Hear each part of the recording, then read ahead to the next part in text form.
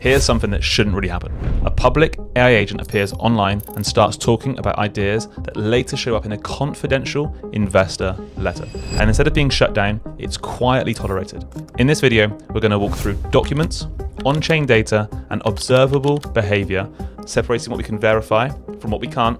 And by the end, you can decide whether this is just a coincidence or did the best fintech firm of the last 15 years stealth launch a little frog meme. This video is for information and entertainment only. It reflects my personal opinions and is not financial advice. Check the description for more information. Always do your own research. To fully understand why this is even worth looking at, we first have to understand who this VC firm are. Ribbit Capital. Ribbit are not a crypto fund. They're one of the most important fintech venture firms in the last 15 years. They were early in Stripe, Coinbase, Nubank, Revolut. The list is stacked, just check it out. Their focus has always been financial infrastructure, stuff like payments, identity, compliance, rails, trust, and importantly, Ribbit has a long history of building very quietly. They don't announce ideas early, they don't hype experiments, they let things exist before they explain them. Ribbit's co-founder, Micky Malka, has been consistent about one thing for decades. He tends to focus less on products and more on system. He bought Bitcoin early, but not as a trade. He bought it because he was interested in what programmable money could become. He backed Robinhood before it worked and saved them when they almost died. And he focused on access to finance long before it became fashionable to do so. It helps to understand the kind of long-term thinking this firm, and especially Micky, are known for. Micky has been consistent on one idea for years. Money on its own is not enough.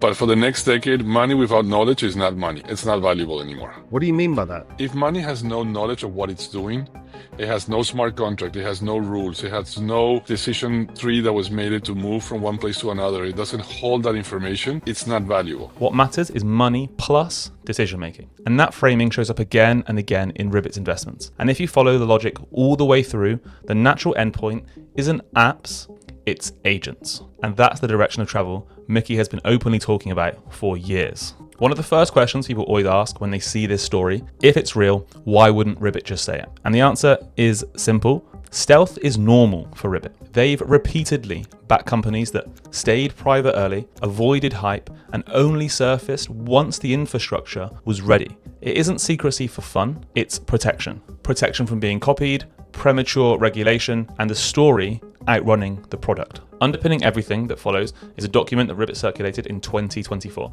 and it's known as the Identity Letter. The letter isn't the story in and of itself. It's the foundation for understanding Ribbit's worldview. Without it, nothing else in this investigation makes sense. At the time, it was confidential, shared privately with partners and LPs.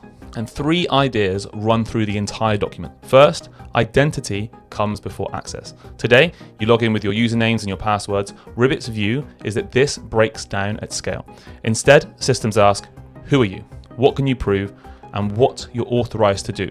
Access becomes automatic based on credentials, not logins. Second, software begins to act on your behalf. Right now, you manually click buttons. Ribbit's view is that this changes. You set rules once and software executes decisions for you. Paying bills, booking flights, moving money, running checks. You're not involved every time. The system acts with permissions you've already approved. Third, infrastructure matters more than interfaces. Most people focus on apps, what things look like. Ribbit focus on what sits underneath.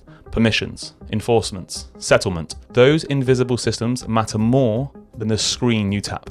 And that's where Ribbit invests. This letter is Ribbit explaining how the world has to work before any products can exist. And crucially, it exists before anything else in the story. There is one more factual detail that sits alongside the identity letter. In US SEC filings, an entity named Tibbir appears as a reporting holder. Now, these filings are not commentary or marketing material. They're formal disclosures required under US securities laws. In those disclosures, Tibbir is listing as holding equity in Robinhood, alongside other Ribbit-related entities.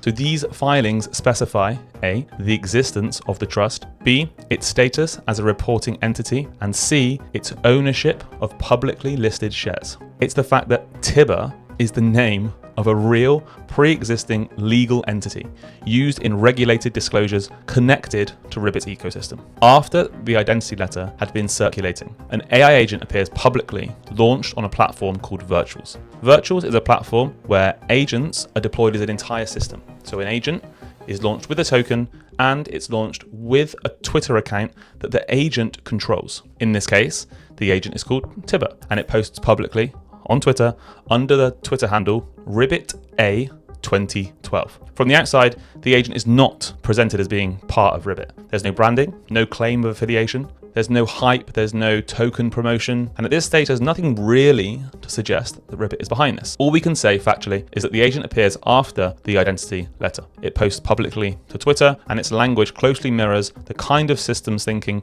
Ribbit had already laid out internally. That alignment on its own doesn't prove anything. Maybe it got hold of the confidential identity letter and started circulating the information. But looking deeper, there seems to be an on-chain footprint that connects Micky and the agent.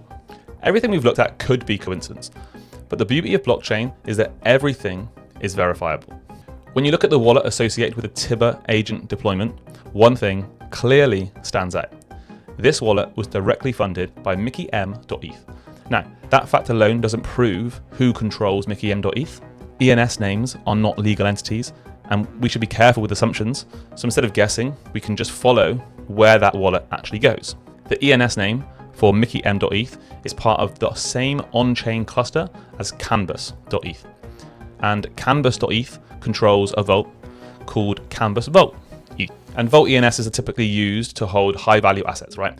And if we look inside this vault, we can see the CryptoPunk that Micky Malka uses as his PFP is inside this vault. The vault's also got an additional 25 other CryptoPunks. Just as an aside, Micky Malka actually owns the CryptoPunk IP via a non-profit organization called Node. They acquired them off 𝗥𝗘𝗪𝗔𝗥𝗗𝗦.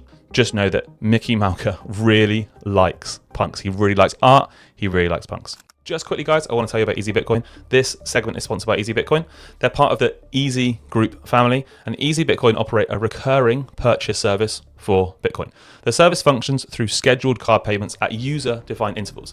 Upon processing payment, the company purchases Bitcoin and transfers it to a user-specified address.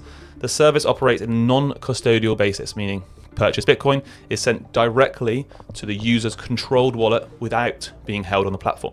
This means users can choose how much they want to DCA, how frequently they want to DCA, and it's never held by EasyBitcoin. It's always held in the user's own wallet. EasyBitcoin is not available in the UK, and this information is provided for educational purposes only and does not constitute financial advice or a promotion. Cryptocurrency investments carry significant risks, including total loss of capital. Always do your own research. Thank you so much to EasyBitcoin for sponsoring this portion of the video. In 2025, Ribbit circulated another document, this one called the token letter. Like the identity letter, this document was confidential at the time, shared privately with LPs before any public release. Unlike the identity letter, this one wasn't abstract. It describes specific mechanics, how agents are instantiated, how tokens attach to agents, how identity, memory, and expertise are represented, and how trust and permissions are enforced programmatically. Before the token letter was distributed to the LPs, the Tibbir agent was already posting ideas that closely tracked the same mechanisms. It even told us Coinbase would be listing tokenized stocks back in February. I mean, how did it know that? It spoke about the one key theme in Ribbit's token letter well before it was public knowledge: token factories, a key theme that underpins all Ribbit's plan with tokenization. After the timing anomaly, the agent moves from language to action. The Tibbir agent used its funds that it made from people trading the token. It had about $1 million sitting in one account, the LP account. It used a portion of those funds to buy a CryptoPunk. CryptoPunks are one of the earliest and most recognizable forms of on-chain identity. Obviously, it's well known Micky Malka values punks. He literally owns the IP. And after the punk purchase, the agent issued a Soulbound NFT to all Tibbir holders. This NFT can't be transferred, it's not tradable, and it existed to commemorate the agent's identity selection. The mint used infrastructure provided by Crossmint, a Ribbit Capital portfolio company. And this matters, right? Because if the agent had been fake, misleading, or problematic, you would reasonably expect some distance. Instead, the infrastructure was used and the mint proceeded. The mint also drew a bunch of public reaction. 𝗕𝗘𝗦𝗧 from Ribbit Capital reacted to it publicly. Now, this agent is actually followed by basically everybody inside Ribbit Capital. A few months ago, Ribbit wiped their public presence clean. They overhauled their entire website and deleted every single old tweet. And the new site introduced two symbols that immediately stood out. The first was a silver coin. If we inspect the webpage, we can see that this is called Ribbitcoin, and visually it looks almost identical to the NFT that had already been issued to Tibbir holders by the agent. It's the same form, same color, same structure. It just looks like the other face of the coin. Now, it's not identical. It can easily be a mistake. It almost looks like two sides of the same object. The NFT came first, the website imagery came later. The second change was a little more subtle. Ribbit introduced a backwards R into its visual language. No claim being made again, but people noticed that Tibbir is simply Ribbit spelled backwards. And the reversed R suddenly feels like, oh, you can literally read Tibbir inside their website in the top right-hand corner. So just this week, Ribbit released a brand new 4-part promo video. And in this video, it looks like there's a bunch of Easter eggs that have been left. Again, I'm going to show you what they are. Make up your own mind as to whether or not they are actual Easter eggs or just random coincidences. The story follows a girl traveling on a train from destination to destination. Now, quite clearly, this train is representing rails, but you've got a girl carrying credentials, moving on this train from destination to destination with credentials. Each destination is a Ribbit Capital portfolio company, and the rails are linking all of these companies together. In the middle of this infrastructure, the rails that connect it all is a frog. Who knows what that means? But you've got a girl carrying credentials, probably mimicking the fact that agents are going to be traveling across these rails with the credentials of the client that they are acting on behalf of. It's just a clear example of Ribbit saying, we are building infrastructure that underpins our major portfolio companies, and we see the future of finance. This isn't saying Tibbir is that infrastructure. It's saying Ribbit is building it. Now, in this video as well, as I said, there's a few Easter eggs. The original frog that was used as the agent's PFP and is still actually in the banner is right here. The coin that's on their website is on the front of this train. Now, this is the coin on their website. Unfortunately, this isn't actually the NFT coin. And obviously, there's this frog that sits in the middle of the infrastructure rails. Again, none of this proves or confirms intent. It doesn't prove ownership, but these signals aren't coming from an agent. They're not coming from potentially ambiguous on-chain data. It's coming from Ribbit's own creative output, months after everything else. And so after all this, there's really two questions.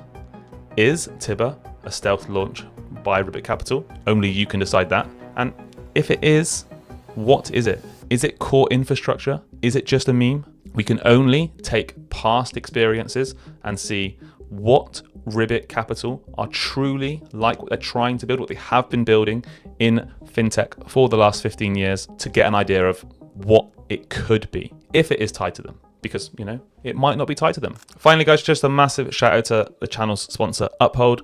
𝗕𝗘𝗦𝗧's a wicked exchange with deep liquidity. They actually made the Forbes best list in 2024. And the main reason I like them is because you can get this card. And if you're in crypto, you'll know how painful it can be turning assets on chain into money in your bank. Being able to spend it directly has been incredibly convenient for me. This is not intended for UK audience. Crypto is a high risk investment. You could lose all your money and you shouldn't expect protection if something goes wrong. Thank you very much to 𝗕𝗘𝗦𝗧 for sponsoring this portion of the video. But guys, thank you so much for watching. 2025 has been an incredible year, and it's thanks to you guys sitting here listening to me blabber on that I've been able to do this. So honestly, from the bottom of my heart, thank you very, very much. I really, really wish you the best festive period if you celebrate. Otherwise, hopefully you have some time off. Thank you ever so much. I shall see you in the next one. I think right now it's trading like a meme instead of a foundational tech. Because honestly, you can't access much of the tech.